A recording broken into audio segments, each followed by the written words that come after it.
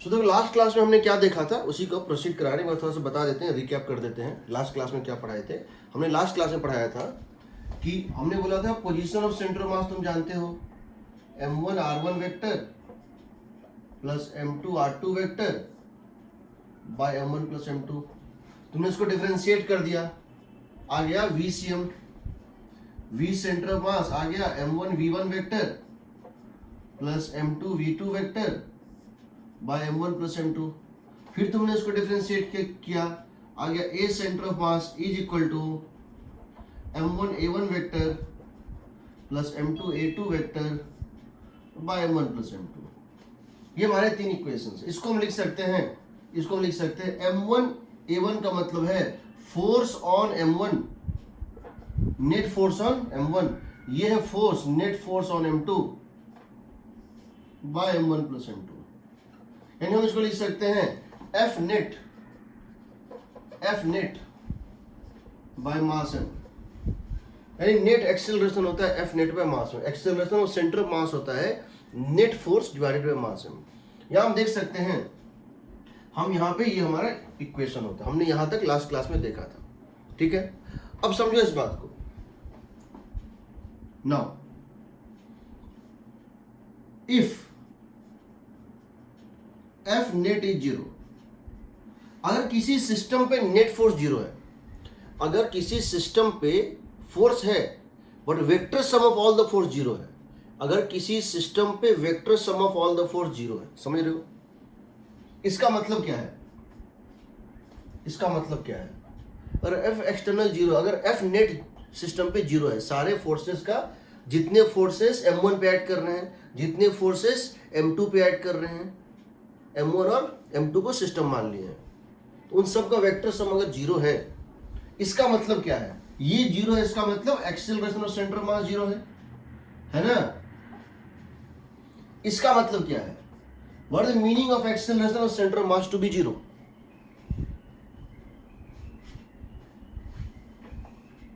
Velocity of centre of mass constant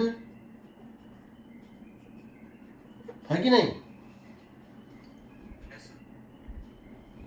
अब velocity of centre mass constant का दो case हो सकता है।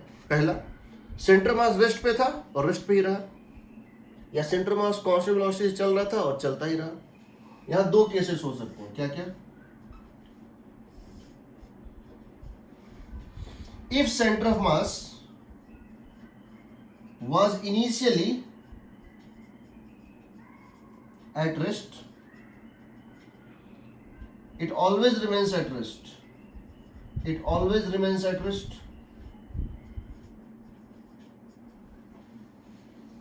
और दूसरा, if center of mass has velocity v, it always remains VCM।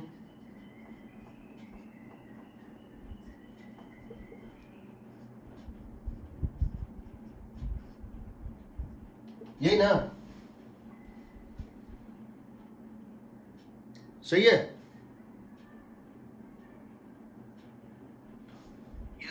अगर वेलोसिटी जीरो था तो हमेशा जीरो रहेगा, अगर कुछ वेलोसिटी था तो उसी वेलोसिटी से स्ट्रेट लाइन पे हमेशा चलते रहेगा, वेलोसिटी नहीं बदलेगा, ना मैग्नीट्यूड बदलेगा ना डायरेक्शन बदलेगा। ये दोनों केस है। इस केस को हम अलग ट्रीट कर रहे हैं, इसको हम अलग ट्रीट करेंगे। हालांकि दोनों सेम ही चीज है, बट हम इन दोनों को ट्रीट इस तरह से करेंगे। एक चीज और बताओ, velocity of centre mass constant होने का मतलब क्या है? इसका मतलब है कि सेंटर मास इनिशियल रेस्ट पे रहेगा। अच्छा, इसका मतलब है हम पहला केस ले रहे हैं, हम पहला केस ले रहे हैं। इसको याद रखना। देखो, ये बहुत बड़ी चीज, मैं इसको बॉक्स में जो मैंने बंद किया, ये बहुत बड़ी चीज है। मैं इस टॉपिक के बाद जब नेक्स्ट टॉपिक में जाऊंगा, मैं तुमको बताऊंगा ऐसे केसेस भी हैं, ऐसे केसेस भी हैं जहां फोर्स का नेट वैल्यू जीरो नहीं है, फोर्स है बट फोर्स एक्स डायरेक्शन में जीरो है। अभी तो मैं बोल रहा हूं overall force zero, net force zero है। ये वेक्टर इक्वेशन है, ये वेक्टर इक्वेशन है। यानी ये एक पर्टिकुलर डायरेक्शन में भी लगाया जा सकता है, बाद में देखेंगे। अभी से तुम ये समझो, अगर एफ एक्सटर्नल जीरो है सिस्टम पे, तो ए सेंटर मास जीरो होगा पक्का, ए सेंटर मास जीरो का मतलब velocity centre mass constant. Velocity centre mass constant का मतलब क्या है? वेलोसिटी सेंटर मास कांस्टेंट मतलब दो मतलब, अगर वो रेस्ट पे था तो रेस्ट पे रहेगा, नहीं रेस्ट पे था, पहला केस क्या है, VCM is zero, it remains zero. दूसरा है VCM is not zero, it never remains, it would remain the constant. Non zero था तो वो उसी से चलता रहेगा। यहां कोई डाउट?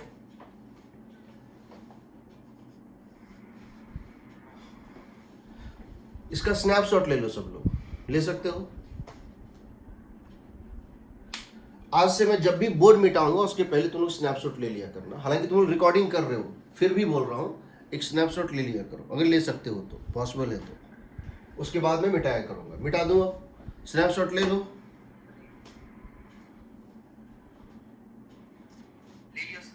ले लिया। चलो अब देखो, एफ नेट जहां जीरो होता है और एस और इनिशियली एफ नेट जीरो और सेंटर मास इनिशियली रेस्ट, हमेशा रेस्ट। ठीक, देखो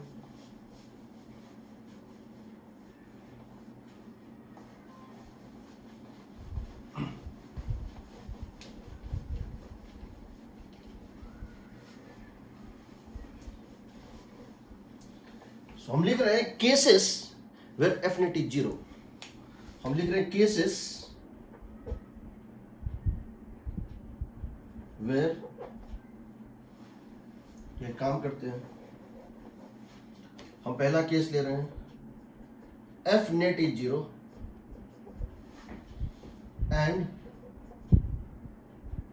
centre of mass is at rest. पहला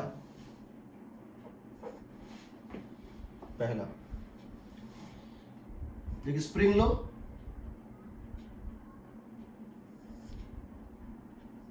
और इसको ऐसे करके एलोंगेट कर दो।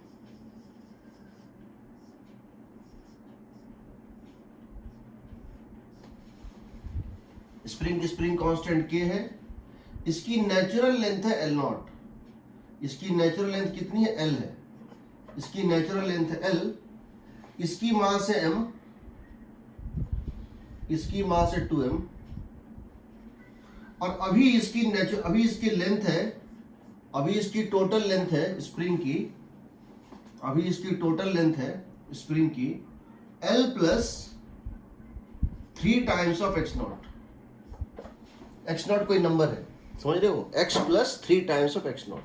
तुमने इसको एलोंगेट किया था, एक स्प्रिंग के दोनों एंड पे तुमने ब्लॉक लगा दिया था, इसको ऐसे एलोंगेट किया और छोड़ दिया। अब देखो क्या होगा, तुमने इसको रिलीज फ्रॉम रेस्ट कर दिया। क्या किया तुमने इसको, यहां से रिलीज फ्रॉम रेस्ट,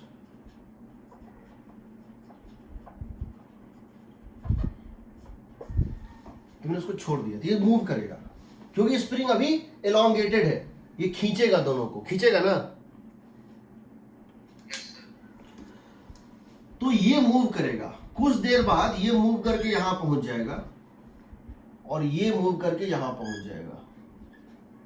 कुछ देर के बाद ये मूव करके यहां पहुंच जाएगा और ये मूव करके यहां पहुंच जाएगा। मान लेते हैं ये डिस्टेंस x1 है और ये डिस्टेंस x2 है। जब ये x1 डिस्टेंस यहां से मूव करेगा और ये x2 यहां से, उस समय इसकी वेलोसिटी मान लेते हैं v1 है और इसकी वेलोसिटी मान लेते हैं v2 है।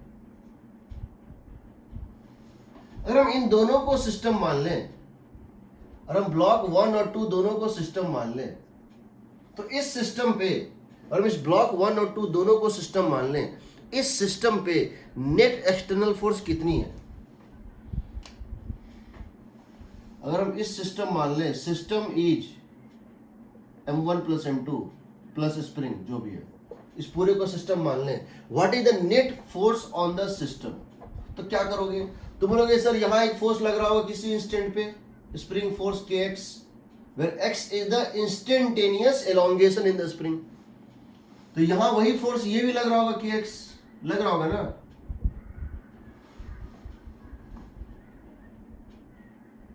सही है? yes, ये तो कट गया ना, ये फोर्स वेक्टर और ये फोर्स वेक्टर, एक एक्शन एक दूसरा रिएक्शन, कट गया, तो नेट फोर्स है 0। नेट एक्सटर्नल फोर्स पूरे सिस्टम पे कितना है? 0 है ना।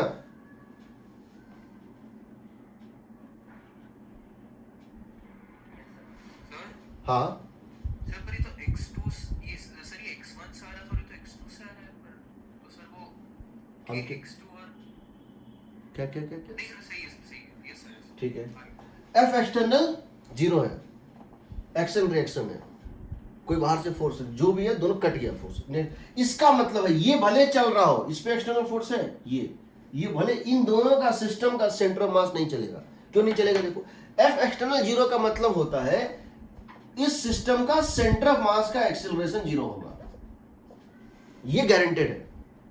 इसका मतलब velocity of centre of mass constant होगा, इसका मतलब velocity of centre of mass constant होगा। बट इस केस में तो वेलोसिटी सेंटर मास इनिशियली 0 था, जब मैंने इन दोनों को छोड़ा था ये और ये दोनों रेस्ट पे था, सेंटर मास रेस्ट पे था। यहां तो वेलोसिटी सेंटर मास कांस्टेंट है और उस कांस्टेंट की वैल्यू 0 है, इसलिए सेंटर मास नहीं चलेगा। बिकॉज सेंटर मास नहीं चलेगा तो सेंटर मास अगर यहां पर था, समझो अगर सेंटर ऑफ मास इसके पास होगा यहां पर, अगर सेंटर ऑफ मास इस सिस्टम का कहीं यहां पर था तो ये सेंटर ऑफ मास इस पूरे प्रोसेस में नहीं चलेगा। इसका मतलब डेल्टा एक्स सेंटर ऑफ मास 0 होगा। कितना होगा? इसका मतलब है डेल्टा एक्स सेंटर ऑफ मास 0 होगा। डेल्टा एक्स सेंटर मास वैसे होता है velocity of centre mass into time, but delta x centre mass 0 होगा क्योंकि वेलोसिटी सेंटर मास था नहीं। तो इसका मतलब अब बताओ डेल्टा एक्स सेंटर मास क्या होता है? m1 delta x1 plus m2 delta x2, यही ना? इसका मतलब इस डायग्राम के according m into x1 plus 2m into minus x2 is 0 होगा। m into x1 plus 2m into minus x2 by m plus 2m is 0। x1 is equal to 2x2। जितना ये चलेगा उसका डबल ये चलेगा, क्योंकि इसका मास डबल है, ये हाफ चलेगा, इसका मास हाफ है, ये डबल चलेगा, बट सेंटर मास नहीं मूव करेगा पूरे प्रोसेस में। किसी भी इंस्टेंट पे इनकी एक फोटो ले लो, 1 सेकंड बाद, 2 सेकंड बाद, 3 सेकंड बाद, 4 सेकंड बाद, 5 सेकंड बाद, 6 सेकंड बाद, किसी इंस्टेंट पे इसका तुम फोटो ले लो। उस इंस्टेंट पे उस फोटो में, हर फोटो में 1 सेकंड पे फोटो लो, 2 सेकंड पे लो, 3 सेकंड पे लो, सबका सेंटर मास हर फोटो का निकालो, वहीं आएगा जहां पहले था। सेंटर मास मूव नहीं करेगा। ठीक है, पहली बात। दूसरी बात, वेलोसिटी ऑफ सेंटर मास क्या होता है? m1 v1 plus m2 v2 bye m1 plus m2, यही ना? Velocity of centre of mass होता है m1 v1 plus m2 v2 bye m1 plus m2। चूंकि ये 0 है, रेस्ट पे था, हमेशा रेस्ट पे रहेगा। इसका मतलब है m1 v1 plus m2 v2 is 0। ठीक है, इसका मतलब है m1 v1 plus m2 v2 is 0। ठीक है, तो क्या लिखोगे? अगर ये v1 से जा रहा है, ये v2 से जा रहा है, तो क्या लिखोगे? m1 v1 m into v1 plus 2m into minus v2 is 0 होगा। m into v1 plus 2m into minus v2 is 0 होगा ना? v1 is equal to 2v2 होगा।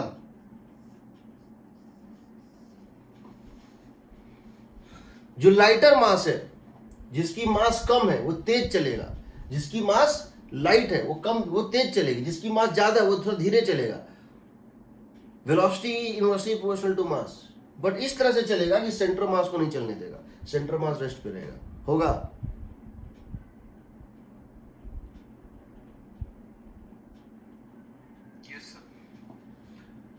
बाद में इसमें हम एनर्जी कंजर्वेशन ही मिक्स करेंगे।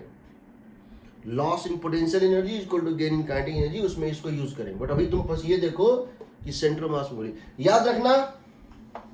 इसका मतलब है m1 delta x1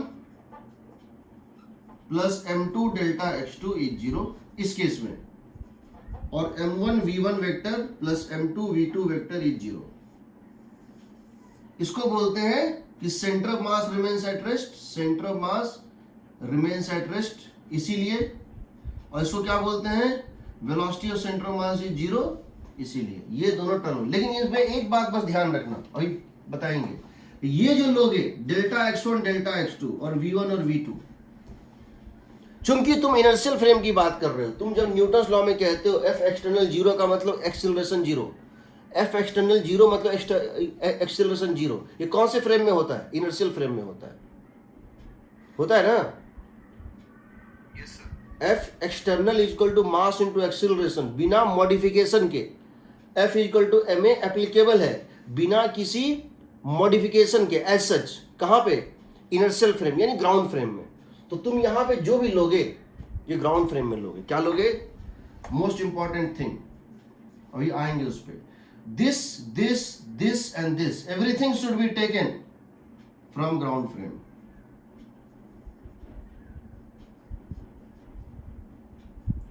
displacement of mass m1, displacement of mass m2, velocity of v1, velocity v2, all are taken in ground frame. देखते हैं कैसे, that is we are going to see. ठीक है सर हाँ, और सर इसी system को अगर अपन नॉन इनर्शियल फ्रेम में करें तो फिर तो तो आएगा मोमेंटम नहीं होगा कंजर्व,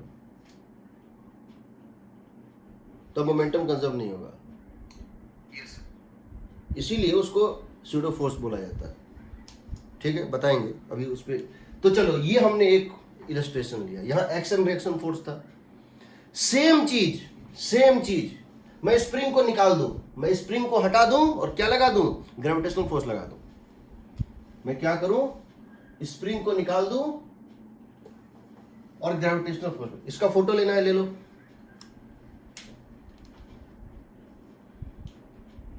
फोटो ले लो।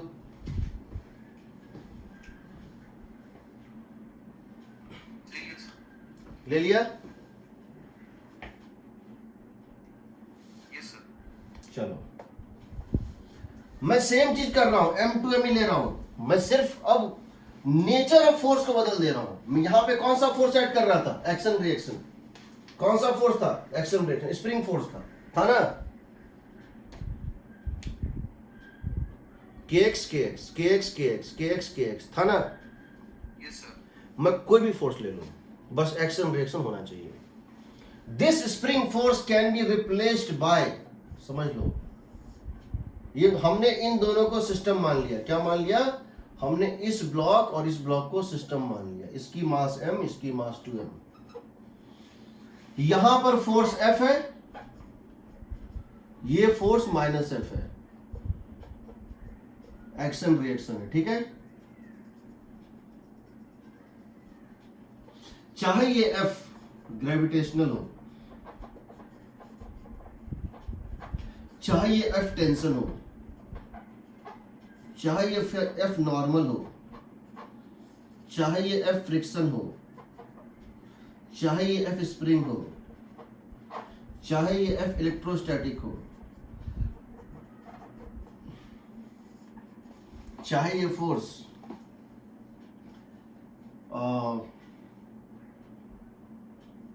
बुआंसी हो, चाहे ये फोर्स मैग्नेटिक हो, चाहे ये फोर्स क्या बोलेंगे, चाहे ये फोर्स विस्कस फोर्स हो, चाहे ये फोर्स सरफेस टेंशन का फोर्स हो, मैटर नहीं करता है।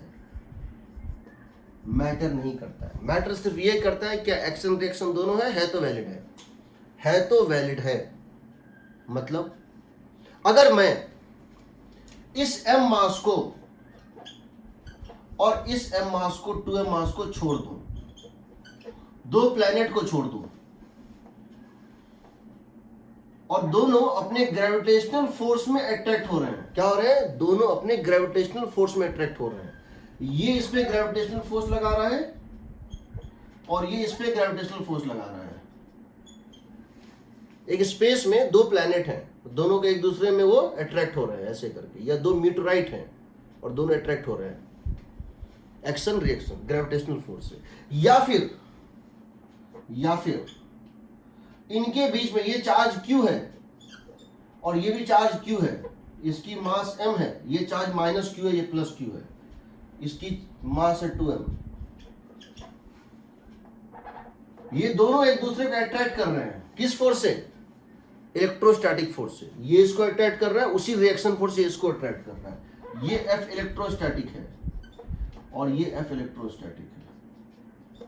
मैटर नहीं करता है, मैटर नहीं करता। ये प्लस F ही है तो ये माइनस F ही है, दोनों कट जाएगा। या फिर मैंने स्प्रिंग की जगह ये डाल दिया है, या फिर ये एक ब्लॉक है और ये एक पर्सन है, फ्रिक्शनलेस सरफेस है, फ्रिक्शनलेस सरफेस है।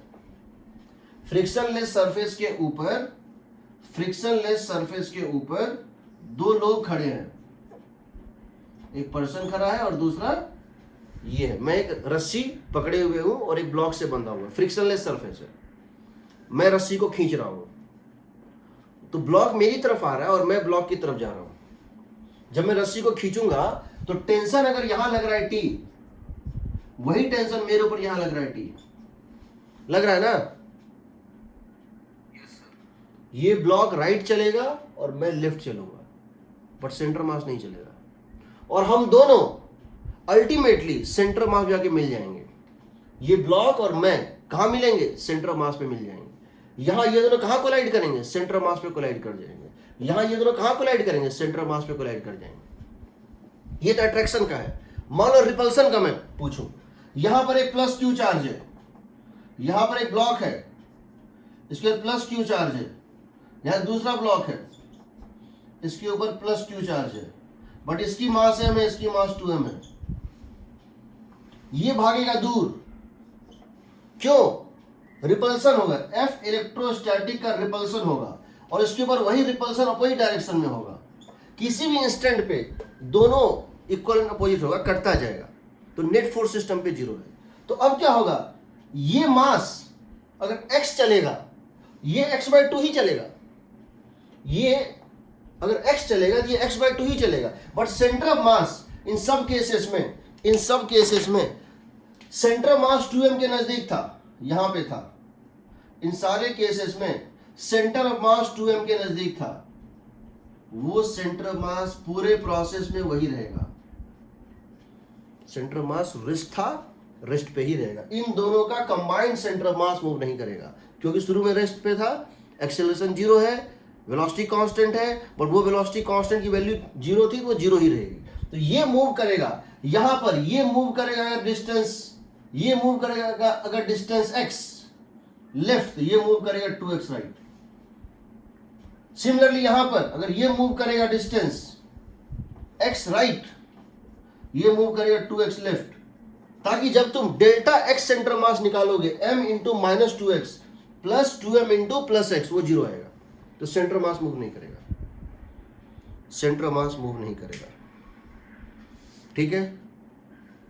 अल्टीमेटली कोलिजन, अगर ये अट्रैक्ट हो रहा है तो कोलिजन कहाँ होगा? सेंटर मास पे होगा।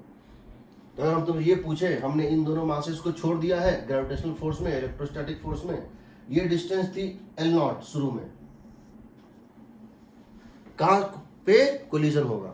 तो यहां से L0/3, यहां से L0/3 और यहां से 2L0/3, इस पॉइंट पे दोनों का कोलिजन होगा ना?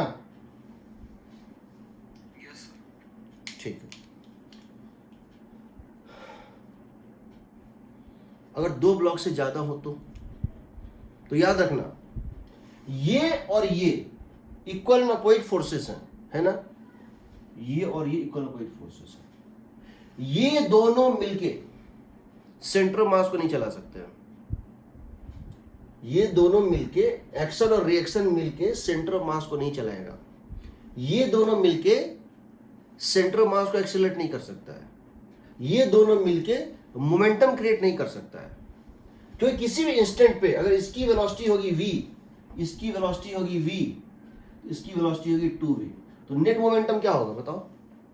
m into 2v plus sign के साथ, मोमेंटम वेक्टर क्वांटिटी है, m इंटू 2v और 2m into minus v, cut गया ना, 0 ना, यस सर। मोमेंटम क्रिएट नहीं होगा।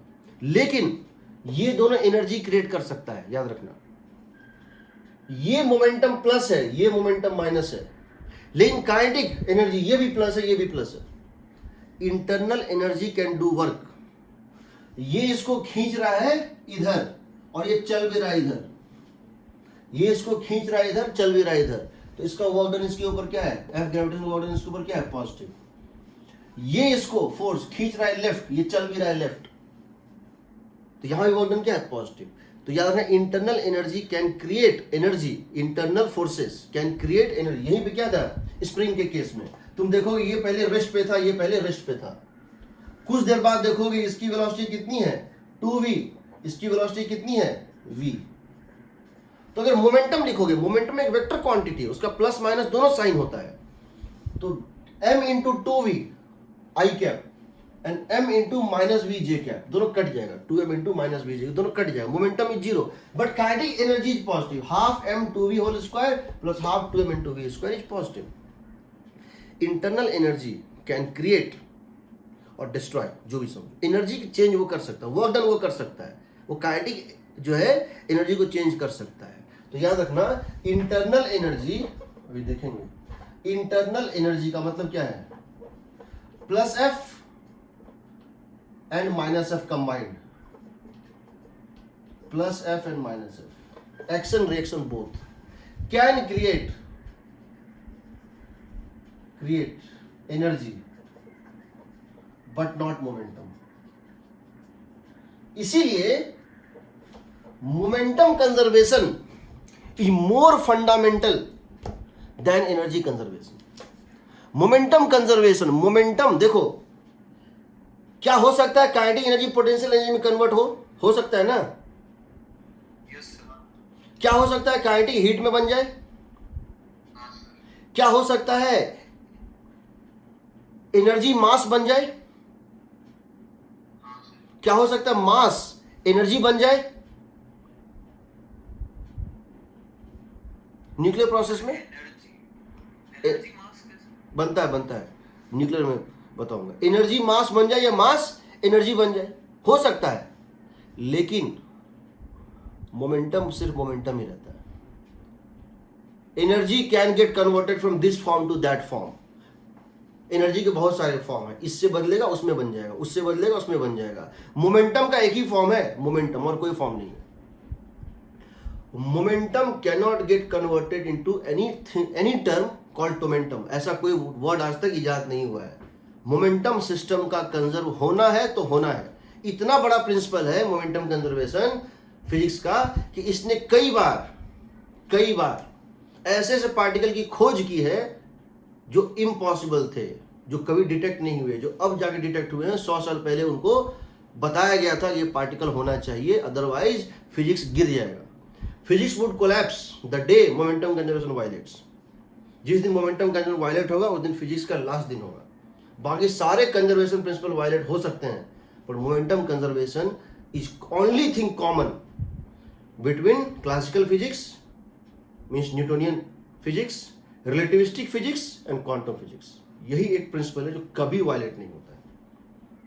ठीक है, देखेंगे कैसे, अभी तो स्टार्ट किया। ठीक है, तो समझो इन सारे केसेस में अब तुमको मैं इसके कुछ इलस्ट्रेशन बताएंगे, और उसके पहले हम तुमको एक इलस्ट्रेशन बता रहे हैं, एक क्वेश्चन पहले ले रहे हैं। एक बॉम्ब है और वो एक्सप्लोड कर जाता है। क्या होता है, वो एक्सप्लोड कर जाता है। एक बॉम्ब है जो एक्सप्लोड कर जाता है इस तरह से। ये एक बॉम्ब है, इसकी मास थी m, और ये ओरिजिन पे रखा हुआ था, और ये जो है ओरिजिन पे रखा हुआ था। ठीक है, ये एक्स एक्सिस है, ये वाई एक्सिस है, किधर भी जेड एक्सिस होगा। ये एक बॉम्ब था जिसकी मास थी m और ये रखा हुआ था, रेस्ट पे था। तभी एक्सप्लोड कर गया, तभी इसके अंदर एक एक्सप्लोजन हुआ, कुछ केमिकल होगा जो एक्सप्लोड किया। जैसे एक्सप्लोड किया 3 टुकड़ों में टूट गया, ये 3 पीसेस में टूट गया। एक पीस उधर उड़ा, एक उधर उड़ा, एक उधर उड़ा। ठीक है, इट एक्सप्लोड्स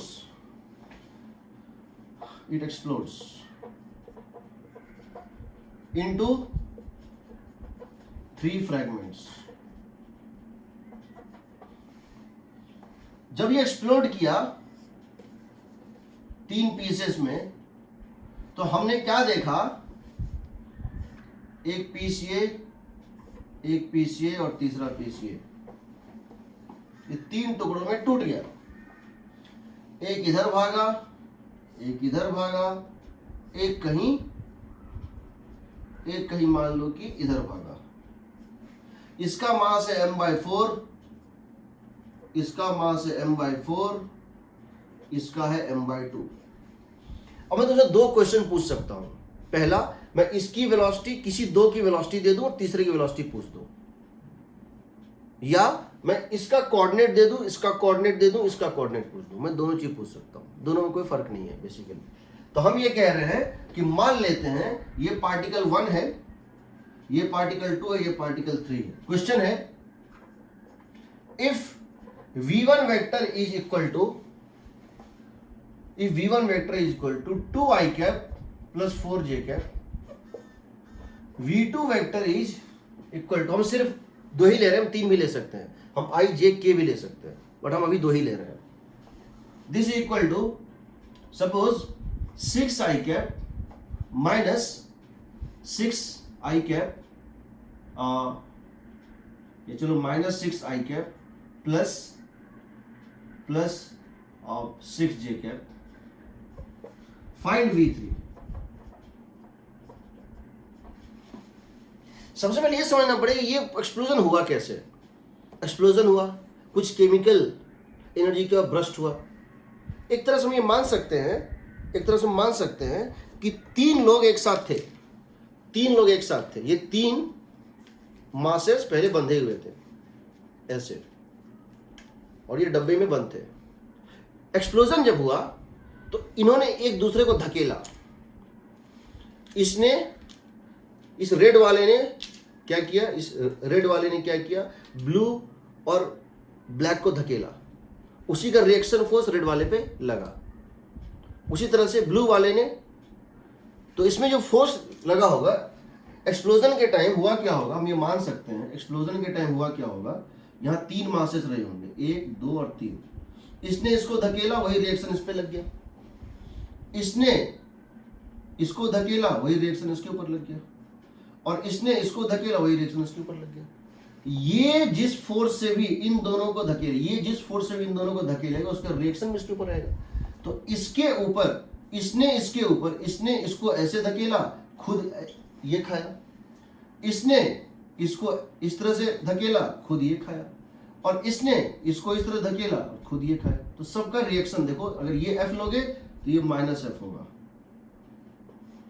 ये लोगे F डैश, ये होगा -F डैश, ये लोगे F डबल डैश, ये होगा -F डबल डैश। पूरे सिस्टम पे नेट फोर्स 0 होगा। आपस का फोर्स है, एक्शन भी है, रिएक्शन भी है, इसीलिए ये मोमेंटम नहीं क्रिएट हुई। इस पूरे सिस्टम पे एक्सटर्नल फोर्स 0 है। हालांकि इस फोर्स ने और इस फोर्स दोनों ने पॉजिटिव वर्क किया है। इसने पॉजिटिव वर्क किया, इसने positive work. Kinetic energy create हो सकता है, बट मोमेंटम क्रिएट नहीं हो सकता। मोमेंटम तब भी क्रिएट नहीं होगा जब ये मूव करता हुआ, जब ये चलता हुआ बॉल एक्सप्लोड करेगा, तब भी इसका सेंटर मास वैसे ही चलता रहेगा जैसे चलना चाहिए था एक्सप्लोजन के पहले। यहां देखो, हम अब यहां क्या करते हैं, लिख देते हैं। चलो हम लिख देंगे, because V centre mass initially 0 था, इस पूरे सिस्टम पे एक्सटर्नल फोर्स 0 है, इसीलिए VCM 0 रिमेन्स 0। तो क्या लिखोगे बताओ? लिखोगे VCM 0 का मतलब ये 0, इसका मतलब क्या लिखोगे? लिखोगे m1 v1 vector plus m2 v2 vector plus m3 v3 vector by m1 plus m2 plus m3 0। That means m1 शायद 2i कैप प्लस, देख लेते हैं, plus m/4 minus 6i cap plus 6j cap plus m/2 v vector is 0। m cut गया, 2, या काम करो 4 काट दो, यहाँ 2 कर दो, यहाँ 4 काट दो, यहाँ 2 कर दो। तो 2 टाइम्स ऑफ v वेक्टर जो है आ जाएगा 2 times of v vector plus 2i cap plus 4j cap minus 6i cap plus 6j cap is 0। यहां से आएगा 2 times of v vector is equal to, ये दोनों मिलके कितना हो जाएगा बताओ, उस साइड जाएगा तो 4i कैप ना, 4i cap minus 2j cap, नहीं माइनस 10j कैप ना, सही है।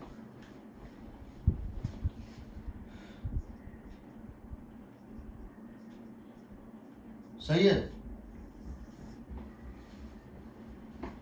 एग्रीड। Yes sir.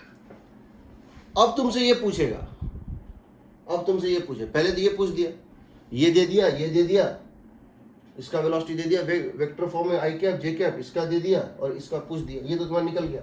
अब तुमसे ये पूछेगा now also find what is the energy created in the explosion. Explosion में कितनी एनर्जी क्रिएट हुई, तो क्या लिखोगे, energy created in explosion. Energy, momentum is not created, याद रखना, momentum created in explosion is 0। Momentum created in explosion is 0। Momentum ये vector quantity. Energy created in explosion ये आएगा हाफ m/4, इसके मॉड का स्क्वायर 20, इसके मॉड का square 20, under root a square plus b square, root इसकी speed कितनी है, रूट 20 है ना, yes sir, root 20 plus half m/4 second particle की मास, इसकी स्पीड क्या है, under root 72 yes sir, plus half, इसकी मास कितनी है जी, m/2, ये स्पीड कितनी है, root 29। Yes sir. This is the kinetic energy created, याद रहेगा।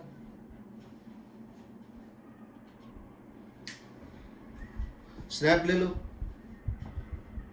स्नैप ले लो,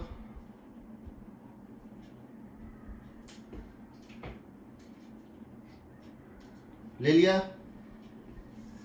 यस सर। चलो अगला क्वेश्चन, उसको ध्यान से देखना। एक रिवर है, उस रिवर में एक बोट है, क्या है, उस रिवर में एक बोट है। हम आ रहे हैं, हम ये बताने की कोशिश कर रहे हैं ग्राउंड फ्रेम में हम कैसे काम करते हैं। अब तुम ये बताने की कोशिश कर रहे हैं हम क्या बताएं, डेल्टा एक्स या delta we, m1 delta x1 plus m2 delta x2 या v1 plus v2, m1 v1 plus m2 v2, हमेशा डेल्टा x या v ग्राउंड फ्रेम में लेते हैं। ठीक, इसको हम समझाने की कोशिश कर रहे हैं। देखो कैसे, ये एक रिवर है,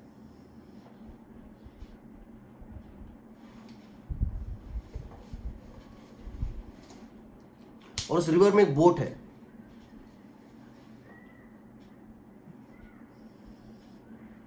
एक रिवर, इसमें एक बोट है ऐसे करके, ठीक है, ये रिवर में बोट है। इस टाइप के 3 4 5 क्वेश्चन ऐसी वर्मा में है। हम डेटा चेंज कर रहे हैं, उसका डेटा अलग है, मेरा डेटा अलग है। यहां एक पर्सन बैठा है, यहां एक पर्सन बैठा है। ये रिवर, ये फ्रिक्शनलेस है, स्मूथ है। कभी कभी क्या बोलेगा, the person the plank this place, ये पानी में नाव न देके, वाटर में नाव न देके, बोट न देके क्या करेगा, बोलेगा कि एक प्लैंक है, एक तख्ती है, प्लेटफॉर्म है जो आइस के ऊपर है, and ice is almost frictionless, ये स्मूथ है। यहां हम मान के चल रहे हैं विस्कस फोर्स नहीं है। ठीक, ये यहां था, ये यहां पे था। ठीक है, ये पर्सन ए है, इसकी मास है 40 kg। ये पर्सन बी है, ये पर्सन बी है जिसकी मास है 60 kg। और ये एक बोट है, इस बोट की मास है, इस बोट की मास है 80 kg। इस बोट की मास है 80 kg। और इस बोट की टोटल लेंथ जो है, इस बोट की टोटल लेंथ जो है वो दी हुई है 18 मीटर। कितना दिया हुआ है, 18 मीटर। तो total length of the boat is 18 metre. ठीक है, तो 3 लोग हैं, 3 चीजें हैं। एक है मास 40 kg, एक है 60 kg, और एक है ये बोट 80 kg का। अब क्या होता है, this person walks to the middle of the boat, this person walks to the middle of this boat, and they meet for some discussion. They both walk and meet at the middle of the boat. In this process, what is the displacement of the boat? Question है, in this process, what is the displacement of the boat? So question है, now A and B walk up to middle of the boat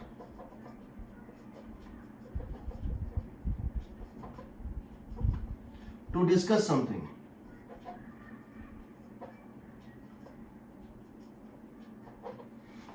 In this process, find the displacement of the boat.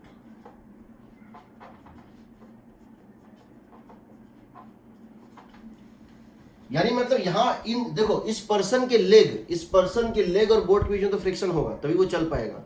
इस person के, यानी यहां पर friction है, यहां पर friction है, यहां भी फ्रिक्शन है, ये रफ सरफेस है, ग्राउंड स्मूथ है, ठीक है। अब क्या करेंगे, हम क्या करते हैं, हम पहले समझते हुआ क्या। जब ये पर्सन चलना शुरू किया तो इसने क्या किया, ये पर्सन चलेगा कैसे, ये पर्सन जब जो है चलेगा, इसको फ्रिक्शन चाहिए, फॉरवर्ड चाहिए ना। इस पर्सन को वॉकिंग के टाइम फ्रिक्शन चाहिए फॉरवर्ड, यही फ्रिक्शन इस पे ऐड करेगा बैकवर्ड, करेगा ना। जब ये पर्सन चलेगा, इसको भी चलने के लिए फोर्स, इसके पास कोई फोर्स ही नहीं है, mg और नॉर्मल इसको चलाएगा नहीं, mg और नॉर्मल तो कैंसिल हो गया। इसको हॉरिजॉन्टल फोर्स चलने के लिए कौन चाहिए, फ्रिक्शन चाहिए, F2। इस पे कितना ऐड करेगा, F2। तो समझो, पर्सन ए पर नेट फोर्स है, पर्सन ए पर नेट फोर्स है, तभी वो राइट चल रहा है। उसका सेंटर मास, पर्सन ए का सेंटर मास राइट चल रहा है, बिल्कुल। पर्सन ए पर नेट फोर्स है, तो जब पर्सन ए चलेगा तो ये F1 क्या करेगा, इस पर्सन के सेंटर मास को राइट करेगा, और यही F1 का रिएक्शन इस बोट के सेंटर मास को लेफ्ट करेगा। सिमिलरली F2 जो है वो इस पर्सन बी के सेंटर मास को लेफ्ट एक्सेलरेट जो है करेगा, चलाएगा, और इस बोट के सेंटर मास को राइट करेगा। लेकिन अगर हम इन तीनों को सिस्टम मान लें, तब नेट फोर्स 0 है। समझ रहे हो ना, नेट फोर्स 0 है। सारे एक्शन रिएक्शन अंदर में ही है, जो F है उसका माइनस F भी अंदर है, तो सब कैंसिल हो जाएगा। तो अगर हम इन तीनों को सिस्टम मान लें, तो इसके ऊपर F नेट 0 है। इसका मतलब इस तीनों सिस्टम का कंबाइंड सेंटर मास मूव नहीं करेगा, लेकिन सेंटर मास शुरू में रेस्ट पे था, तो रेस्ट पे ही रहेगा।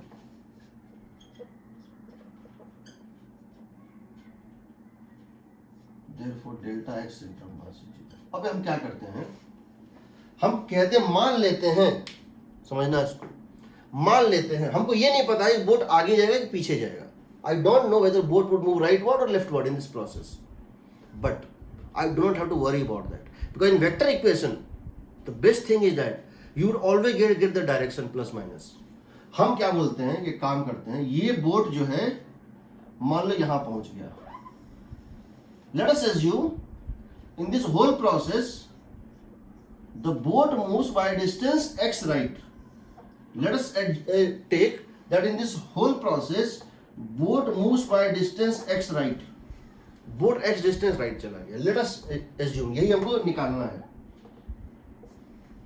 अब बताओ इसके रेस्पेक्ट में ये कितना मूव कर गया। मिडिल पॉइंट का मतलब क्या है, 9, इस एंड से इस एंड तक ये कितना मूव कर गया, 9, 18 मीटर है ना। Yes sir, 9। और ये कितना मूव कर गया इधर, 9। तो एक स्टेप एक्स्ट्रा लिख लो, इस तरह से क्या करो, लिख लो with respect to ground, with respect to ground. उसके बाद एक स्टेप में लगा देना, बट ये स्टेप इंपॉर्टेंट है। 80 kg कितना चला, बोट कितना चला, इधर चला x, सही है।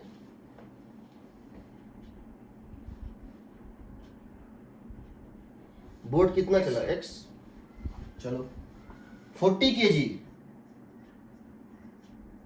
कितना चला x + 9, Yes, sir. और फिर 60 x minus 9. वेरी गुड, सही, x - 9। हम राइट वर्ड ही ले लिए। देखो दो चीजें हैं, एक है राइट वर्ड x, एक है लेफ्ट वर्ड 9। मैंने मान लिया चलो राइट वर्ड ही लेते हैं, तो ये प्लस ये minus, because displacement of any block A with respect to ground is displacement of A with respect to boat plus displacement of boat with respect to ground। पहले ही बताए हैं addition formula and negation formula, है ना। Yes, sir. ये plus x है इसके लिए, b के लिए ये प्लस x है, ये प्लस x है। देखो बोर्ड का डिस्प्लेसमेंट प्लस x और इसका है -9। अब क्या करो, सिंपली तीनों का सम 0 कर दो। एक बार जो तो ग्राउंड फ्रेम में चला आया, m1 delta x1 plus m2 delta x2 plus m3 delta x3 0, m1 delta x1 plus m2 delta x2 plus m3 delta x3 0 from ground frame in ground frame. याद रखना ये तीनों ग्राउंड फ्रेम में लेना है, ये तीनों ग्राउंड फ्रेम में लेना है। तो आ गया देखो 80 into x, 80 into x plus 40 into x plus 9 plus 60 into x minus 9 is 0। सही है। 0 0 0 कट गया, कितना है बताओ। 8x प्लस 4x कितना हो गया, 8x plus 4x 12x 12x plus 6x 12x plus 6x 18x 18x is equal to, यहाँ x यहाँ पे था 36 minus 54, 9 into 4 36 minus of 6 into 9 54, 54 minus 36 18 Minus 18. Plus 18। हाँ Yes, sir. इस साइड माइनस 18 उस side plus 18, x is equal to plus 1 metre. Plus 1 metre का मतलब है in this whole process the boat has moved 1 metre right, in this whole process the boat have moved 1 metre right. ठीक है। Yes. एसयूरोमिस्ट type के बहुत सारे question है, 4-5 question लगातार है, यही है। कभी 2 ब्लॉक लिया है, ये मैक्सिमम 3 लिया है। ठीक है, तो तुमको वैसे ही बनाना है जैसा यहाँ बताया। ठीक है, चलो चलो एक और क्वेश्चन ले रहे हैं, कुछ और क्वेश्चन लेंगे क्योंकि ये समझेंगे तो उसके बाद हम वन डायरेक्शन में भी समझ लेंगे। सेंटर मास मूव नहीं कर रहा है क्योंकि सेंटर मास शुरू में रेस्ट पे था। जब मोमेंटम कंजर्वेशन में जाएंगे तो सेंटर मास चलेगा, शुरू में चल रहा था चलता रहेगा, वहां मोमेंटम जो है कंजर्व कराएंगे। देखते हैं, चलो लेट अस। अच्छा इसको ये कर लो, स्नैप लोगे ले लो, वो याद दिया दिया करना। ले लिया था सर।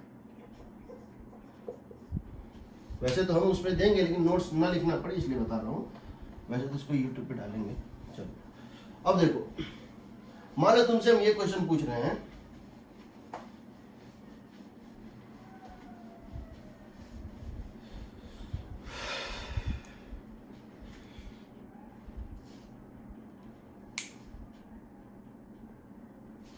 चलो डेटा तो सेट नहीं किए फिर भी पूछ लेते हैं। ये एक आइस सरफेस है, आइस सरफेस स्मूथ है, फ्रिक्शनलेस है। यहाँ एक ब्लॉक है, इसमें एक रस्सी बांध दी है और यहाँ एक पर्सन है,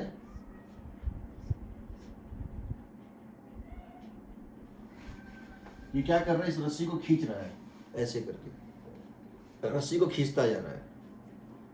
इस प्रोसेस में फ्रिक्शन तो है नहीं, ये भी चलेगा। इसकी मास है m, इसकी मास है 2m, इसकी मास है m, इसको पुल कर रहा है, this is a rope string. तो ये बताना है कि इनके बीच का डिस्टेंस, इसमें टेंशन है T, इसमें टेंशन है T, और इन दोनों के बीच की डिस्टेंस जो है वो है डी, इसको पुल करना शुरू करता है. Where and when would they meet, where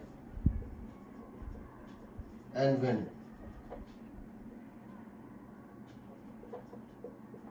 would the man meet the block. तो पहले तो वेयर तो आसान है,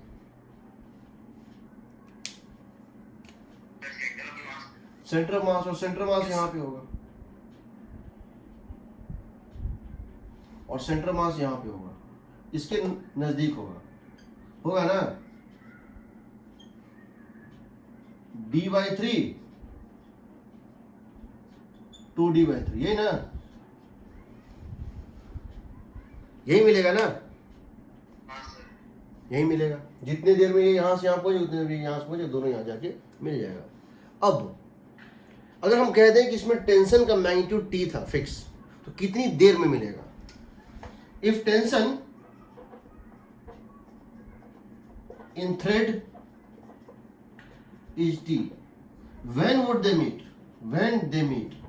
तो अब इसका दो रास्ता है, या तो इसकी एक्सेलरेशन निकाल लो जो कि T/2m होगा ना,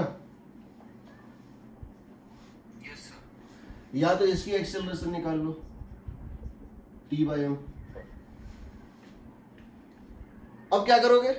कहोगे d/3 must be equal to half into d/3 must be equal to half into T/2m into T², है ना, हाफ AT². सर इसमें u0 है. हाँ u0 है. तो अगर u होगा ना, अगर इनका u होगा तो वो सेकंड केस में आएगा, जो हम इसके बाद वाला केस है. अब ये मान रहे सेंटर मास रेस्ट पे था, रेस्ट पे रहा. दूसरा तरीका है, यहां से लो, इसको यहां से यहां चलाओ, तो क्या लिखोगे? 2d/3 is equal to half into T/m into T. क्या दोनों टाइम सेम आएगा? यहां डिस्टेंस कम है, एक्सेलरेशन भी यहां कम है. यहां डिस्टेंस ज्यादा है तो एक्सेलरेशन भी ज्यादा है, टाइम सेम आएगा ना. यस सर, आना भी चाहिए ना, साथ ही तो पहुंचना है दोनों को, ऐसा थोड़ी है कि दोनों अलग अलग टाइम पे आएंगे. ठीक है,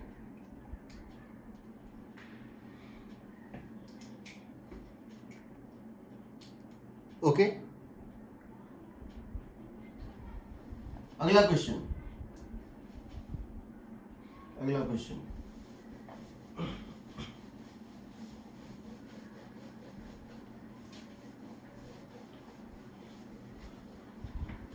दो प्लैनेट्स हैं या दो हेवनली बॉडीज हैं, ठीक, दो प्लैनेट हैं.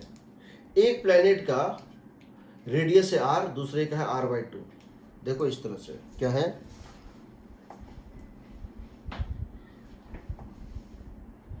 ये एक प्लैनेट है,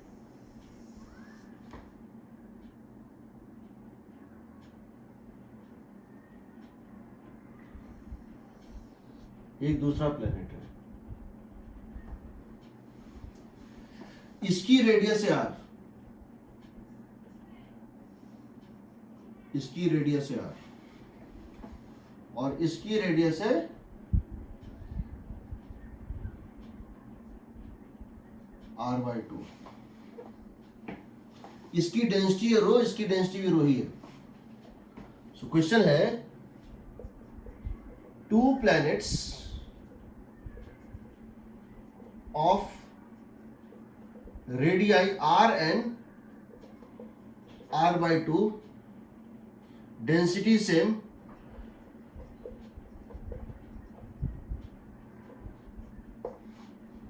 started from rest as shown,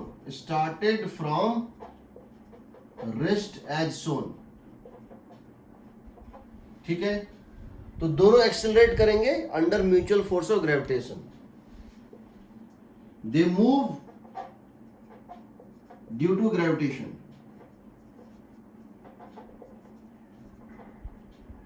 to spherical planets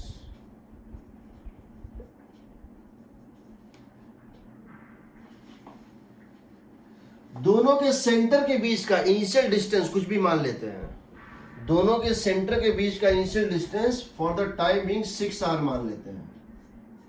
दोनों के सेंटर के बीच का इनिशियल डिस्टेंस है 6r, ठीक है ना।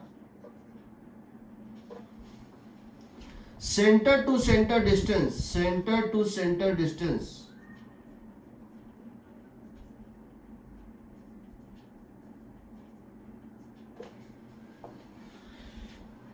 Where would they collide.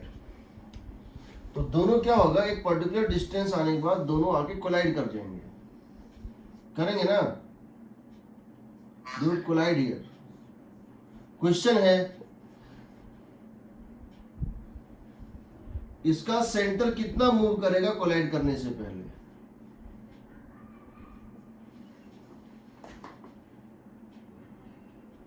Where would they collide.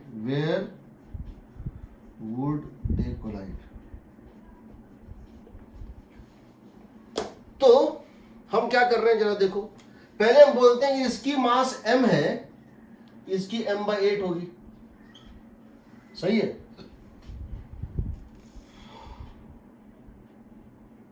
क्या ये सही है?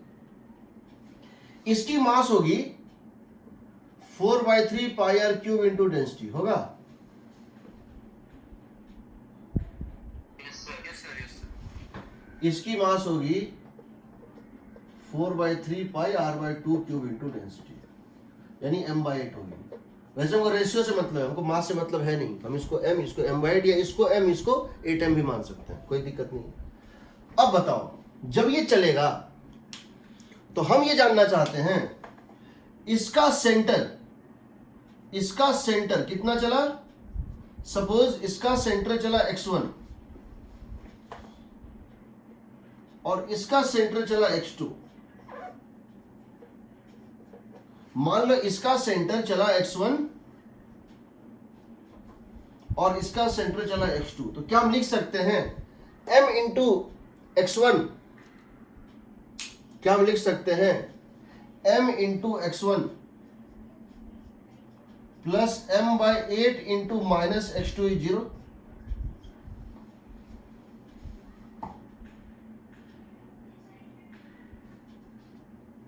सही है ना।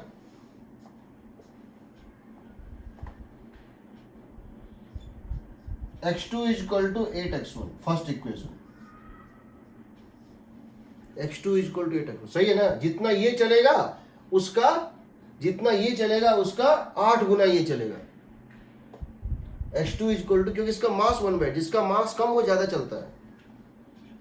दूसरा, क्या हम लिख सकते हैं x1 plus x2 plus r/2। क्या हम लिख सकते हैं कि x1 plus x2 plus r/2 is equal to 6r। सही है जी।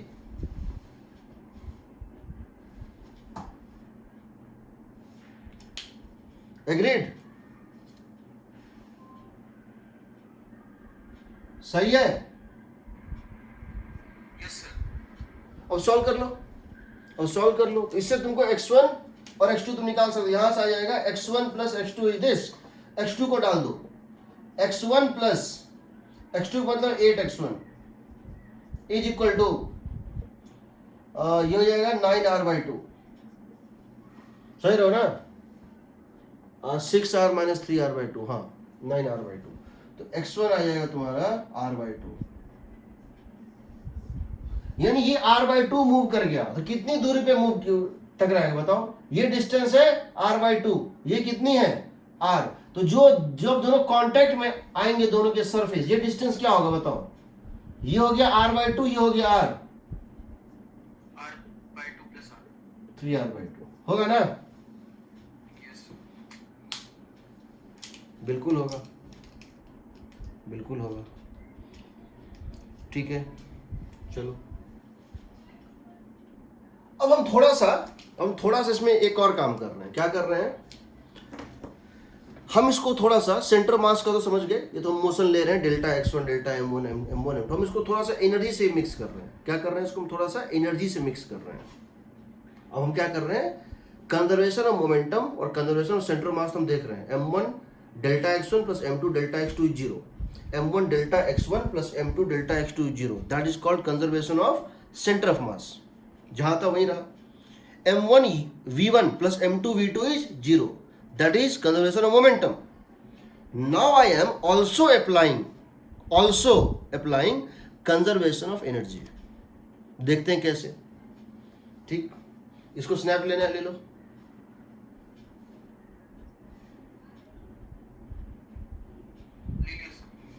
ठीक, अब दो।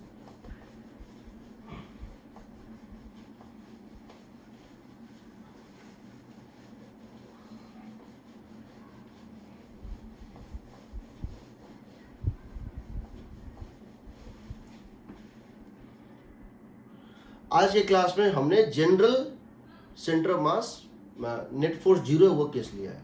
अगली क्लास में वो केस लेंगे जिसमें Fx 0 होगा, नेट फोर्स 0 नहीं होगा, लेकिन फिर भी अगर एक डायरेक्शन में फोर्स 0 है तो उस डायरेक्शन में भी हम बहुत कुछ कर सकते हैं। वेक्टर की एक बहुत बड़ी खासियत होती है, अगर फोर्स 0 नहीं है बट Fx 0 है तो Ax 0 होगा, वो हम नेक्स्ट क्लास में देखेंगे। ठीक है, अभी हम क्या कर रहे हैं, हम क्या कह रहे हैं, हमने क्या किया, एक स्प्रिंग लिया, समझना इसको, हमने एक स्प्रिंग लिया क्योंकि अब तुम्हारे पास बहुत सारे केसेस स्प्रिंग के आएंगे। इस चैप्टर में स्प्रिंग के बहुत सारे केसेस तुमको आएंगे और वो तुमको सब कुछ बताऊंगा कैसे करना होता है। ठीक है, हाँ चलो, हम स्प्रिंग ब्लॉक की बात कर रहे हैं, बहुत इंपॉर्टेंट बात कर रहे हैं। हम ले रहे हैं इस system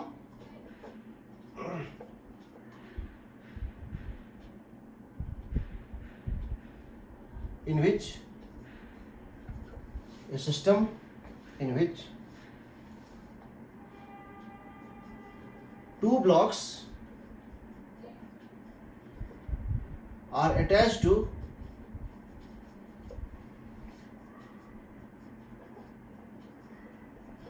two ends of a spring.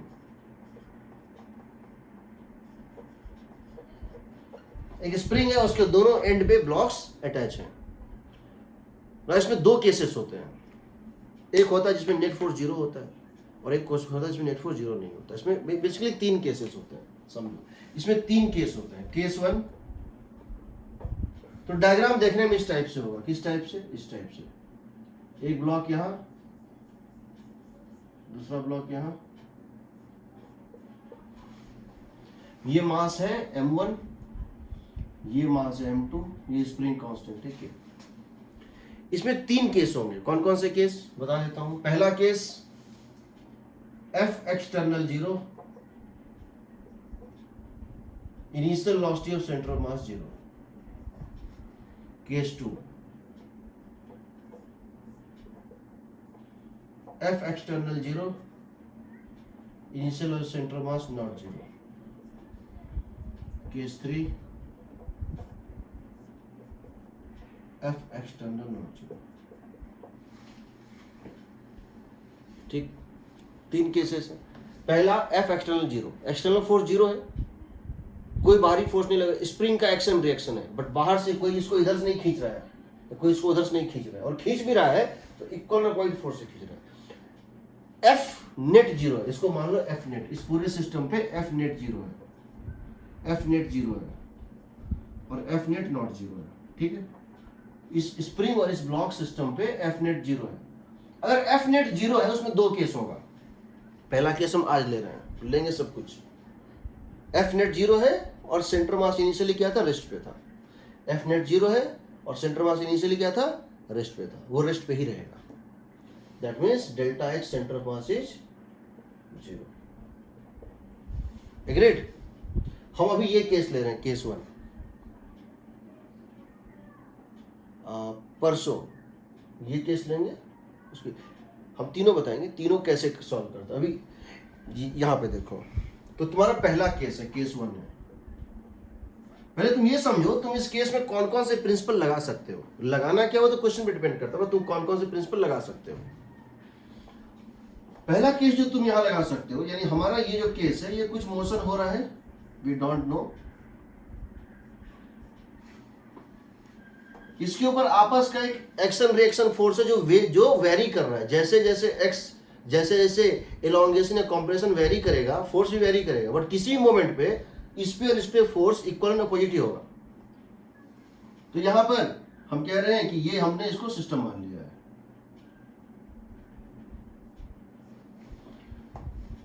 किसी इनिशियल पॉइंट से किसी पॉइंट पे ये मूव कर गया x1 राइट, m1 मास अगर मूव कर गया x1 राइट, तो m2 मास मूव कर जाएगा x2 लेफ्ट, या अपोजिट भी हो सकता है, ये लेफ्ट तो वो राइट। दूसरा, इसकी वेलोसिटी किसी इंस्टेंट पे v1 राइट, तो इसकी वेलोसिटी किसी इंस्टेंट पे v2 राइट लेफ्ट। इसकी एक्सेलरेशन a1 राइट, इसकी एक्सेलरेशन a2 लेफ्ट। ठीक, सेंटर ऑफ मास कहीं यहां पर था, सेंटर ऑफ मास कहीं मान लो यहां पर था, ये रेस्ट पे था तो रेस्ट पे ही रहेगा, रेस्ट पे था तो रेस्ट पे ही रहेगा, क्योंकि हमारा केस 1 है, we are taking case 1। Case 1 मतलब है एक्सटर्नल फोर्स नहीं है, बाहर से कोई फोर्स नहीं लग रहा है, एक्शन रिएक्शन है, और initially centre of mass rest पे था, initially centre of mass rest पे था, तो ये रेस्ट पे ही रहेगा। ठीक, यहां तुम क्या क्या लगा सकते हो ये जो है समझो। पहला केस तुम्हारा लगेगा m1 x1 plus m2 into minus x2 is 0 लगेगा। पहला लगेगा m1 x1 plus m2 x2 is 0, ये लगेगा किसी भी पॉइंट से, जितना ये x जितना ये राइट, या लिख सकते हो m1 x1 is equal to m2 x2 in magnitude, एक राइट एक लेफ्ट। दूसरा, m1 v1 plus m2 into minus v2 is 0, दूसरा ये भी लगेगा। तीसरा क्या लगेगा? तीसरा लगेगा sum of potential energy and kinetic energy is conserved at any point of time, sum of potential energy and kinetic energy is conserved। क्या लिखोगे? हाफ, या इसको इस तरह लिख सकते हो, work done by external force plus work done by external force plus work done by spring force is के फाइनल माइनस के इनिशियल,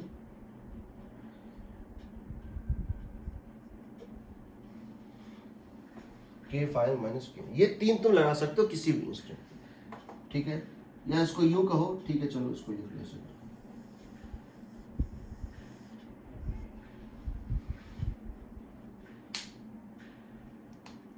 या इसको इस तरह लिख दो, चलो इसको ऐसे, u initial plus K initial, u final plus K final, where k initial means half m1 u1 square plus half m2 u2 square, k final means half m1 v1 square plus half m2 v2 square, u initial means half k net elongation or compression in the spring, and u final means half k final elongation or compression in the spring। देखो illustration, ये तीन तुम लगा सकते हो। अब question देखो क्या क्या होते हैं, मिटाओ इसको,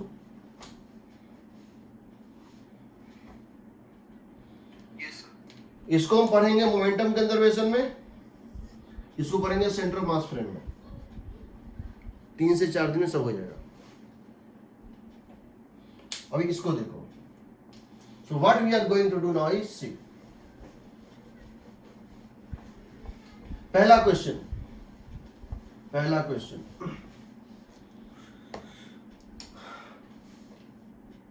क्वेश्चन नंबर 1 वो ये है कि तुम एक स्प्रिंग में 2 ब्लॉक को अटैच करते हो, खींच के छोड़ देते हो। ठीक, वो ऐसे ऐसे करेगा, इसको बोलते हैं SHM, इसको बोलते हैं SHM, 2 ब्लॉक का मोशन होता है। इसमें तुमको ये निकालना है। तो क्वेश्चन ये है कि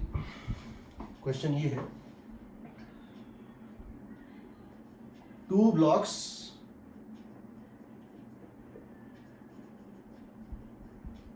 attached to two ends of a spring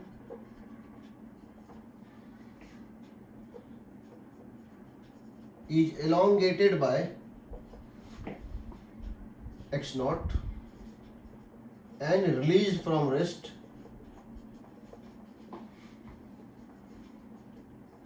as shown. तो तुमने क्या किया, जरा ये देखो,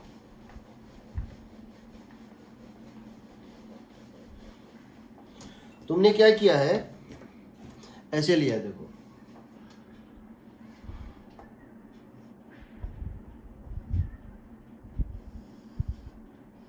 एक ब्लॉक ये है,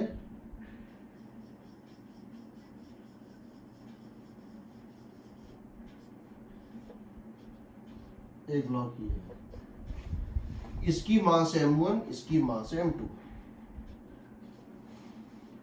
इसका नेचुरल लेंथ था L0 और अभी इसका लेंथ है L0 प्लस x0। इसका मतलब क्या है, L0 है इसका नेचुरल लेंथ, x0 है इसका नेट एलोंगेशन। सो L0 था इसका natural length,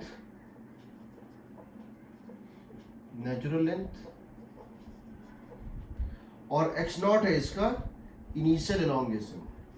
initial elongation in the spring. तुमने इसको छोड़ दिया तो अट्रैक्ट करेगा, तुमने इसको रेस्ट पे से छोड़ दिया, ये t इक्वल टू 0 पे ये कंडीशन था, तुमने इसको भी रेस्ट पे और इसको भी रेस्ट पे रखा था और छोड़ दिया, तो होगा क्या, इस पे एक्शन रिएक्शन फोर्स ऐड करेगा, दोनों एक्सेलरेट करेगा। जब एक्सेलरेट करेगा तो एक टाइम पर ये यहां पहुंच जाएगा और ये यहां पहुंच जाएगा। अगर इसकी मास ज्यादा है तो ये कम चलेगा, एक किसी टाइम पर ये यहां पहुंच जाएगा और ये यहां पहुंच जाएगा। किसी टाइम टी पर spring gets natural length, spring comes to natural length, समझ रहे हो ना, क्योंकि इसमें तुमने इसको स्टार्टिंग क्या किया था, एलोंगेट किया हुआ था, ये अपना लेंथ घटाएगा तो यहां आएगा और ये हो जाएगा इसका नेचुरल लेंथ, ये कितना हो जाएगा L0, ये हो जाएगा इसका नेचुरल लेंथ L0, तो ये यहां पहुंच जाएगा। इस समय इसकी काइनेटिक एनर्जी मैक्सिमम होगी। क्यों होगी मैक्सिमम, सो बताओ।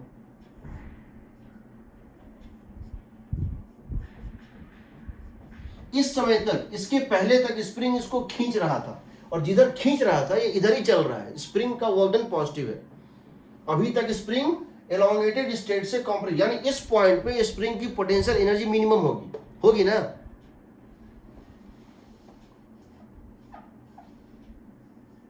इस पॉइंट पे स्प्रिंग की पोटेंशियल एनर्जी मिनिमम होगी। क्यों होगी, क्योंकि स्प्रिंग अपने नेचुरल स्टेट में है, तो जब पोटेंशियल एनर्जी मिनिमम होगी, काइनेटिक एनर्जी क्या होगी, मैक्सिमम होगी ना। इसकी वेलोसिटी जो है हो जाएगी इधर की तरफ v1 और ये मैक्सिमम वैल्यू होगी, और इसकी वेलोसिटी होगी इधर v2। इस पे फोर्स हो गया 0, इन दोनों पे फोर्स क्या हो गया 0, क्योंकि स्प्रिंग अपने नेचुरल स्टेट में है, टेंशन 0, बेड स्पीड तो गेन कर चुका है, ये रुकेगा नहीं, ये शूट कर जाएगा। इनर्शिया ऑफ मोशन के कारण इसके वेलोसिटी तो है, भले इसके पास नेट फोर्स हो गई 0, बट ये घुस जाएगा अंदर। अब क्या करेगा, जब ये अंदर जाएगा तो फोर्स बाहर ऐड करेगा, ये इसकी स्पीड को घटाएगा और घटाते फिर 0 कर देगा। जितने डिस्टेंस दूर पे यहां से ये रुका था, उतने ही अंदर जाके फिर रुकेगा। कुछ देर बाद ऐसा होगा, क्या होगा, कुछ देर बाद at t equal to t dash it again comes to rest,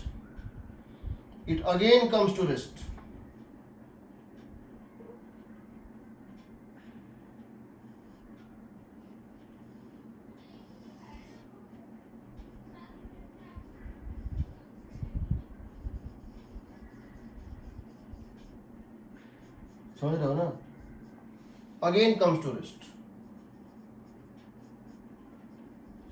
यहां इसका कंप्रेशन मैक्सिमम होगा, यहां पर इसका क्या होगा, कंप्रेशन मैक्सिमम होगा, और ये maximum compression equal to initial maximum elongation होगा। यानी कि अगर ये लेंथ एल नॉट प्लस, अगर यहां से यहां तक की दूरी L not plus x not थी और यहां पर दूरी हो गई एल नॉट, तो यहां पे जो दूरी बनेगी वो होगी L not minus x not. समझ रहे हो?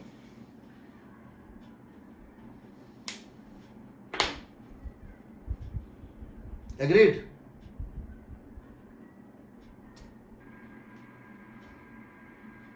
किसी कोई डाउट? किसी कोई डाउट? No sir. तो अब बड़ा सिंपल है, देखो मान लो यहां से यहां तक के प्रोसेस में, मान लो यहां से यहां ये कितना डिस्टेंस चला, x1 डिस्टेंस चला। By the time it comes to the natural state, by the time it comes to the natural state, ये यहां से x1 डिस्टेंस चला और ये यहां से x2 डिस्टेंस चला।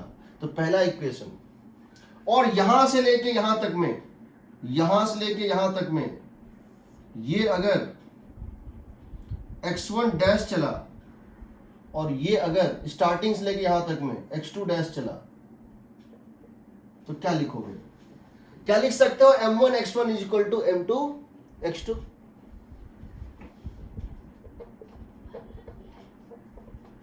स्टार्टिंग से लेके नेचुरल स्टेट, एलोंगेटेड स्टेट से लेके नेचुरल स्टेट तक में अगर ये पॉइंट x1 चला, ये x2 चला, before attaining the natural state, तो क्या लिख सकते हैं? m1 x1 is equal to m2 x2 लिख सकते हैं।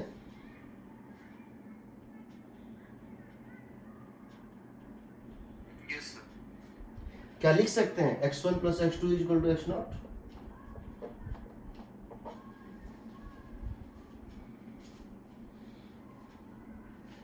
शुरू में इसका लेंथ नेचुरल लेंथ से कितना ज्यादा था? x not.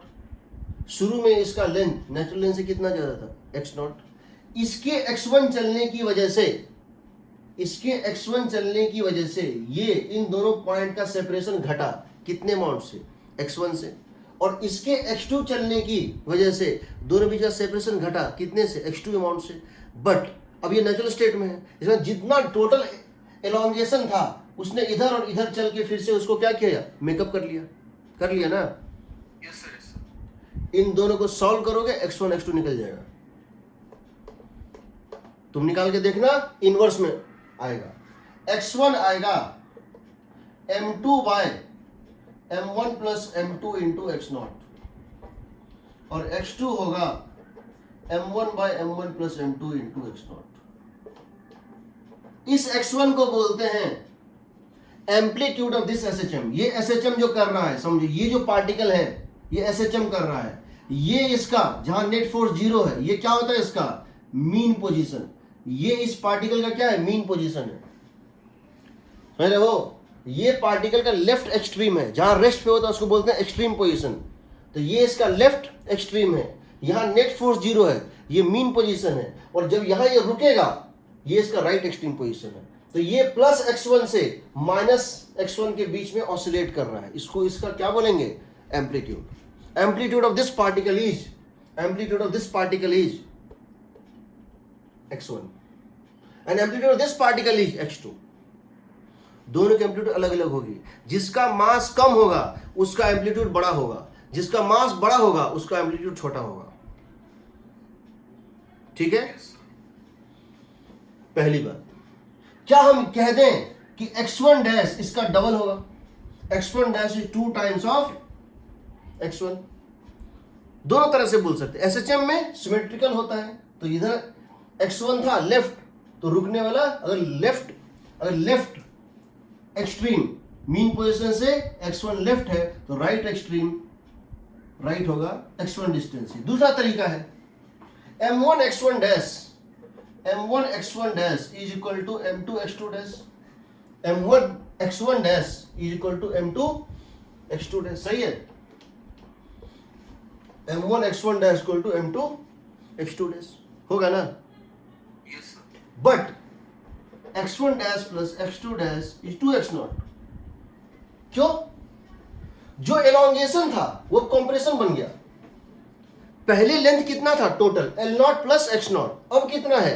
L not minus x not. इसका मतलब लेंथ में टोटल कितना घटा? 2x नॉट घटा ना? Yes sir. 2x not. क्यों घटा? ये इधर गया, ये इधर गया, इसकी वजह से घटा x1 डैश, इसकी वजह से घटा x2 डैश, नेट घटा, नेट जो है घटा 2x0, तो इन दोनों का सम ये होगा। तो तुम अगर करोगे इसका डबल आएगा। तो दो क्वेश्चन है एससी वर्मा में ही है।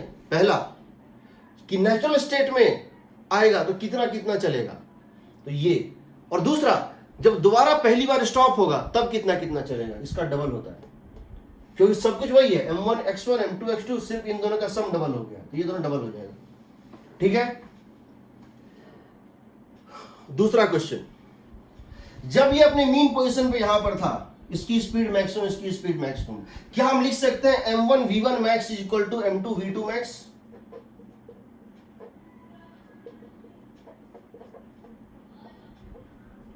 लिख सकते हैं?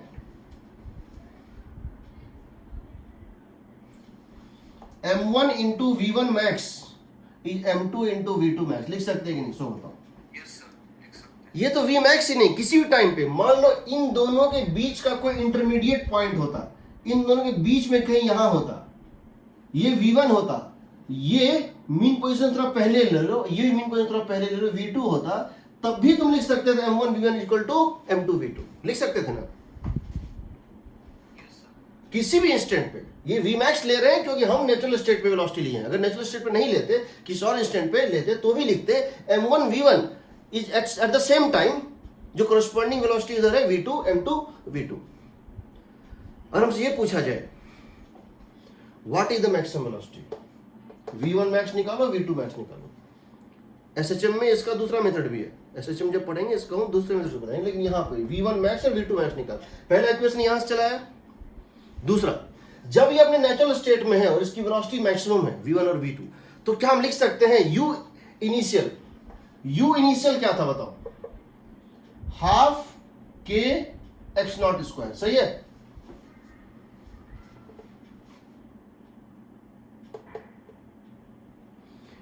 स्टार्टिंग में स्प्रिंग में पोटेंशियल एनर्जी क्या थी? स्प्रिंग का नेट एलोंगेशन कितना है? x0 है ना? What is energy stored in the spring initial? हम इसको इस तरह लिख रहे हैं, u initial plus k initial is u final plus k final. What is u initial बताओ?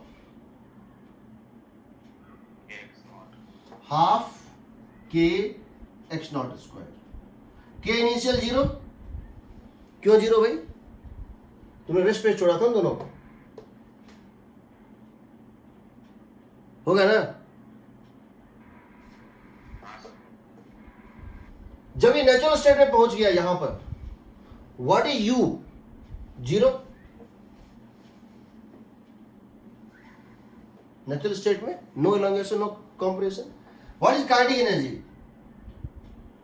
Half m1 v1 max square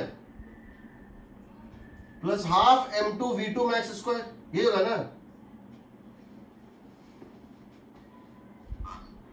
तो जो यहां पे पोटेंशियल एनर्जी स्प्रिंग में स्टोर था वो सारा वैनिश कर गया, और उसको इन दोनों ने अपने काइनेटिक एनर्जी में डिवाइड कर लिया ना? अब तुमको हमारे दो इक्वेशन है, तो दो अननोन है, कौन कौन से? v1 max और v2 max, दो अननोन है, और दो इक्वेशन भी है, m1 v1 max equal to m2 v2 max and half k x0 square, जो इनिशियली तुमको दिया हुआ था, ये half m1 v1 max square plus half इन दोनों को सॉल्व कर लोगे, इसको और इसको, तो v1 v2 निकल जाएगा ना? Yes sir. तुम मैक्सिमम स्पीड निकाल सकते हो। इसका एक दूसरा तरीका भी होता है ओमेगा इंटू ए, एक स्टेप का, जो एसएचएम में हम जो है देखेंगे, बट यहाँ तुम इसको कर सकते हो। चलो ये बताओ, मोमेंटम इसकी ज्यादा कि इसकी ज्यादा? मैग्नीट्यूड वाइज मोमेंटम इसकी ज्यादा कि इसकी ज्यादा? बराबर। डी ब्रॉगली वेवलेंथ इसकी ज्यादा कि इसकी ज्यादा? डी ब्रॉगली वेवलेंथ पढ़े होगे केमिस्ट्री में, मैटर वेव्स पढ़े हो केमिस्ट्री में? क्या सर? वो भी बराबर है, वो भी मोमेंटम पे डिपेंड करता है। बराबर है, ठीक है। काइनेटिक एनर्जी किसकी ज्यादा, इसकी ज्यादा कि इसकी ज्यादा? कमान कंपेयर टू काइनेटिक एनर्जी इसकी ज्यादा होगी, इसकी ज्यादा। इसको बताओ किसकी, मतलब जिसकी मास ज्यादा उसकी काइनेटिक ज्यादा, कि जिसकी मास कम उसकी काइनेटिक एनर्जी ज्यादा? जिसकी मास कम। Very good. याद रखना, जब भी कोई प्रोसेस होता है जहां मोमेंटम कंजर्व होता है, मोमेंटम तो इक्वल एंड अपोजिट होता है दोनों का, मोमेंटम तो दोनों का इक्वल एंड अपोजिट, लेकिन काइनेटिक एनर्जी उसकी ज्यादा होती जिसकी मास कम होती। क्यों? काइनेटिक एनर्जी का फॉर्मूला होता है हाफ एम वी स्क्वायर, होता है ना, ऊपर नीचे m से मल्टीप्लाई कर दो, कितना है? मोमेंटम स्क्वायर बाय 2m होगा ना। Yes sir. मोमेंटम दोनों का सेम है, मोमेंटम दोनों का सेम है, लेकिन मास जिसका कम है उसका एनर्जी ज्यादा होगा, होगा ना। यस सर होगा। इसीलिए जब कोई एटम फोटोन एमिट करता है, जब कोई एटम फोटोन एमिट करता है, लाइमन सीरीज, बामर सीरीज, कहीं भी, बिकॉज फोटोन की मास जीरो होती है, रेस्ट मास उसकी जीरो होती है, सारा का सारा एनर्जी लेके कौन निकलता है? फोटोन। याद रखना, जब कोई एटम फोटोन एमिट करता है, जब कोई एटम फोटोन एमिट करता है, ये एटम भी पीछे एक मोमेंटम गेन करता है अकॉर्डिंग टू मोमेंटम कंजर्वेशन। जब कोई एटम जो रेस्ट पे था वो जब फोटोन एमिट करता है उसको एक मोमेंटम मिलता है, लेकिन एनर्जी उसको लगभग जीरो मिलता है। जब कोई गन से बुलेट फायर होता है तो जो मोमेंटम बुलेट को मिलेगा वही मोमेंटम गन को मिलेगा, लेकिन एनर्जी लगभग 99% से ज्यादा एनर्जी कौन लेके जाएगा? बुलेट लेके जाएगा। Lesser is the mass, mass energy का division inverse ratio of mass में होता है, एनर्जी का division inverse ratio of mass में होता है, एनर्जी का division inverse ratio of mass. इसीलिए जब कोई न्यूक्लियस बीटा पार्टिकल एमिट करता है, बीटा मतलब क्या होता है? इलेक्ट्रॉन। एक न्यूक्लियस जब इलेक्ट्रॉन को एमिट करता है तो उसने एक इलेक्ट्रॉन को फायर किया तो उसके पीछे जाना चाहिए, क्योंकि एक्शन रिएक्शन पे वो जाता है पीछे, बिल्कुल जाता है। जो मोमेंटम इसका होता है वही मोमेंटम इसका होता है, लेकिन एनर्जी इसका लगभग जीरो होता है क्योंकि उसका मास इतना बड़ा है। जब तुम एप्पल को ड्रॉप करते हो तो जो मोमेंटम एप्पल गेन करता है वही मोमेंटम एप्पल के कारण अर्थ गेन करता है। समझ रहे हो ना? Yes sir. यानी कि एक एप्पल का दाम क्या होता होगा? वेट 0.1 kg, 100 ग्राम का 0.1 kg इंटू 10 मीटर पर सेकेंड एप्पल का मोमेंटम है। और अर्थ का मोमेंटम होता है जितना भी अर्थ का मास है जो भी है इंटू वेलोसिटी ऑफ अर्थ। अब ये चूंकि टेंडिंग टू इंफिनिटी है, ये टेंडिंग टू जीरो हो जाता है। तो याद रखना, मोमेंटम जो एप्पल को देगा अर्थ वही एप्पल देगा अर्थ को, लेकिन energy loss in potential energy is going kinetic energy of only Apple, not of earth. Sir मतलब एक तरीके से अर्थ को भी पीछे जाना चाहिए। जाता ही है, जाता ही है। जो एप्पल गिर रहा है उसमें कीड़ा बैठा है, उसके अंदर जो वॉर्म है, उससे पूछोगे तो बोलेगा नहीं मैं तो यहीं हूं, अर्थ मेरी तरफ आ रहा है। प्रैक्टिकली स्पीकिंग बता रहा हूं, जब भी एप्पल को अर्थ खींचता है तो अर्थ भी, जब एप्पल को अर्थ पुल करता है नीचे तो एप्पल अर्थ को पुल करता है ऊपर। फोर्स इक्वल एंड अपोजिट है, एग्जैक्टली इक्वल एंड अपोजिट है। फोर्स में कोई ऐसा नहीं कि एप्पल पे ज्यादा फोर्स लगे अर्थ पे कम लगे, ऐसा नहीं, एग्जैक्टली इक्वल एंड अपोजिट है। लेकिन असर अलग अलग क्यों होता है? क्योंकि एप्पल का मास फाइनाइट है, बहुत छोटा है, इसका मास इनफाइनाइट है। तो हम कहते हैं कि centre of mass of earth plus Apple कहां लाई करेगा? At the centre of the earth. Yes sir. ठीक है ना? तो मोमेंटम दोनों का इक्वल एंड अपोजिट है, लेकिन loss in potential energy is equal to total gain in kinetic energy of apple only. इसका तो गेन होता ही नहीं क्योंकि वो इनवर्सली प्रोपोर्शनल मास है। इनवर्सली प्रोपोर्शनल मास मतलब क्या हो गया? मास ओवर द इनफाइनाइट, तो डिवाइडेड बाय इनफाइनाइट, यहां तो कितना हो जाएगा? जीरो। हम देखेंगे कैसे होता है। ठीक है, चलो मुझे लगता है टाइम हो रहा है। यहां पे अभी हम और केस लेंगे इसका। इसमें मैंने एक केस लिया है 2 ब्लॉक्स, ये देख कैसे मैं इस पे बेस्ड कुछ क्वेश्चन अभी तुम लोग को व्हाट्सएप करूंगा या शेयर मार्क उसको बना लेना, ठीक। सर आप वो ओलंपियाड का भेज देंगे क्या? क्या करना था ओलंपियाड का, कैसे रजिस्ट्रेशन कराना है?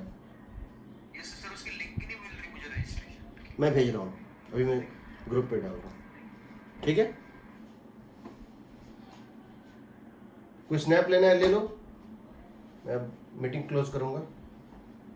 Thank you sir. Thank you, चलो thank you sir. Thank you, thank you, thank you sir. Thank you.